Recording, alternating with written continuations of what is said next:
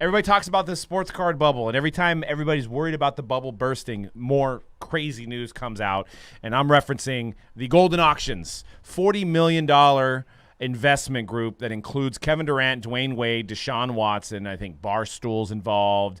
Timbaland is involved. It's all part of this Chernin group that invested $40 million into Goldin Auctions, which I think they are now the majority owners of Goldin Auctions, from what I gather. I think Ken Goldin is still part of it, but now he's a minority owner, and he's also $40 million richer. 8 years ago they started. This is crazy news that somebody that actually doesn't even make anything. All they do is sell something for people, got bought out for $40 million. But all these record sales have been going through Goldin Auctions.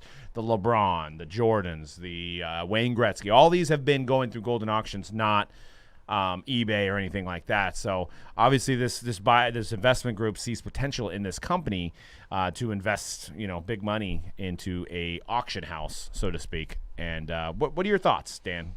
I think it's great for the industry. I think it's the first of many acquisitions that we're probably going to see.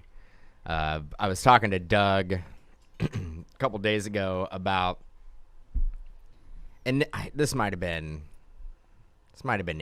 8 years ago, 7 years ago, when there was rumors that like Topps was for sale, and there was like numbers being thrown around there, and just for giggles, like I was talking to Doug, and I was like, man, I'm like, what would those price tags for a major manufacturer, one of the top 3 manufacturers, what would that price tag be now as opposed to 7-8 years ago?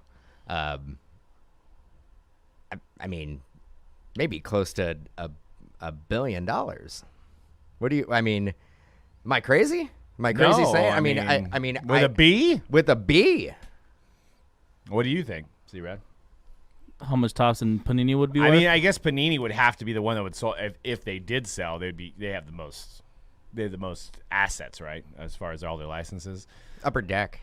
Upper Deck has those sneaky exclusives that would bring a lot of coin back. Well, that's the one that before I get your opinion on this, that's the one that I would think would be the one that would sell first, because obviously Richard McWilliam was the driving force of that company. He's passed away in 2013. They were in a lot of debt.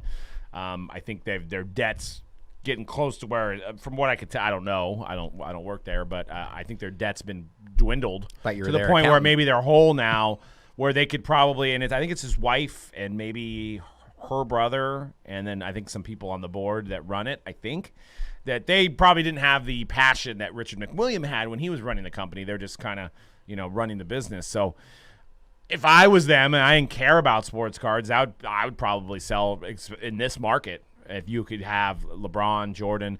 But it's also a thing that, does LeBron want to go to another company? Does Jordan want to go to it? I mean, you'd have to get their approval, right? Yeah, or are those assets, could those assets actually be sold in a transaction? Right. I mean, that they do have the hockey license, and they obviously have some type of license with the NHLPA. Right.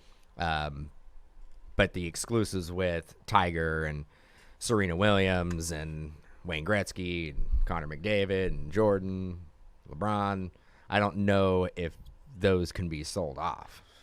Yeah, I mean, I've heard from people in the industry that Jordan likes to just come once a year, sign a couple $100 autos, see you next year, very chill. Same thing with LeBron. I've heard he just likes to sign a few little autos here and there, a couple events, and that's it. Where, if he went to a place like Panini, they'd probably want him to do a lot more, right? So maybe it might not be a situation where those guys want to do that. But what do you think about, like, what these companies could be possibly worth, and if any of them could sell in this time period? Man, I remember we were talking about that only like a few years ago, and I remember the prices that we throwing around back then. Like, if I recall, like, those prices are not anywhere near what I would assume these companies will be worth nowadays. Like, I think we were saying like a couple $100 million a few years ago. I want to say when the story came out years and years ago with Topps, it was like $400 million. Yeah. And I remember all of us just like looking at each other going, man, it's a lot. Yeah. Like, I don't know. But now I think it's a heck of a deal, I guess. I mean, if you got an extra Billy burning a hole in your pocket and you're looking to get into the sports card game. Yeah.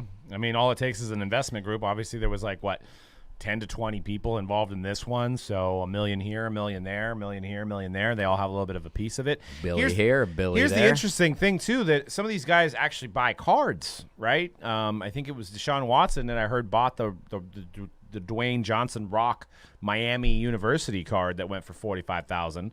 I heard he was the one that purchased it. Is this a situation where maybe these guys are like, they didn't want to maybe sell some of these cards on eBay, so if they acquire an auction house, they can save on fees and sell some of these high-end cards or promote their cards through that? Maybe they feel more comfortable, like Deshaun Watson being like, bid on my card on Goldin Auctions rather than be like, go on eBay, right? I mean, so I don't know if there's any of that at stake here where these guys are, maybe they've already been buying some assets and they're going to use this to liquidate some of their assets. But you look at this acquisition. Is there another auction house or another, maybe an eBay consigner that gets purchased at some point? Like Schilstein or PWCC? It could be. I don't.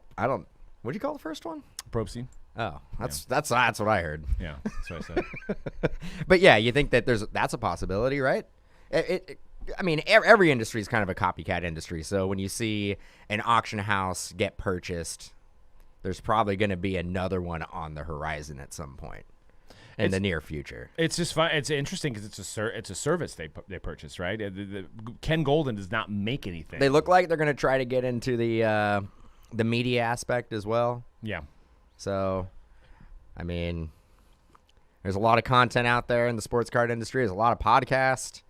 Definitely tough starting one up right now, I would say. Hard to figure out where your lane's going to be. Well, I mean, just think about if you have this celebrity power and you're trying to get a card that maybe you bought for $100,000, you're trying to get it to sell for $200,000. Now you got, Timbaland or Deshaun Watson talking about it. I mean, that is like literally the best kind of, it's almost like there's influencers behind this company that could influence people to go to this website. I don't know if they're necessarily doing that or they're just looking at it as an investment, but it's kind of a genius idea in a sense to, make the card rise up.